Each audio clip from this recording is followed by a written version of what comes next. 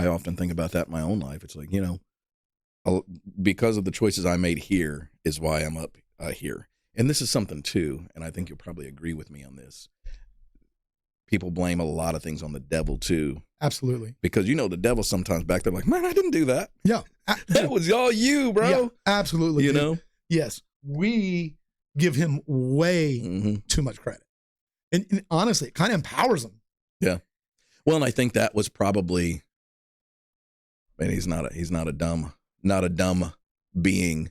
I mean, you know what I'm saying? There's a lot by design where he just sits back, pulls some strings and sits back and watches. I think it's definitely part of his plan. Yeah. I think it's one of his biggest weapons. If you know what I mean, it's one of the things that he can use against people, and they kind of don't see it coming, right? So it's like a sucker punch or whatever you want to call it. But I think that's one thing that, let's just be honest, that's something Christians do.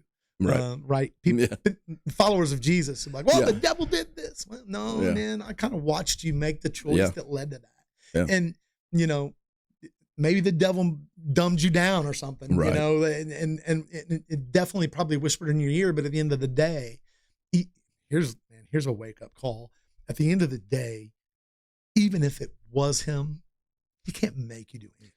There's that thing called free will. Yeah, we still made the decision to do what it was that it was. And I do it all the time. I repent every day. Yep. God, why'd I do that? Yeah. Please forgive me. But I think as long as we have that kind of, in our hearts to repent when we're wrong, the Bible tells us that there's, everybody sins. Yeah. So the idea that you can become a Christian or a follower of Christ, and that all of a sudden that means you don't have sin in your life. Right. That's false, right? That's a fallacy. And I think that's possible. I think that sets people up for failure. It does. And it's like, well, I'm not perfect. Why try? Why try? And then you're just gone. Yeah. And then they literally walk out, and some of them never turn back. Yep. It's one of the things that I say a lot is that, we may be the only Jesus someone ever sees. 100%. And man, that's another kind of heavy burden because we have, that's one of the reasons I do think, the verse that says that the power of life and death is in the tongue. I think that's for, edifying and speaking people up, and also for tearing people down. I think it means that. But I also think it means that we've got a responsibility to use our tongue to produce life. Yeah. Right. Not death.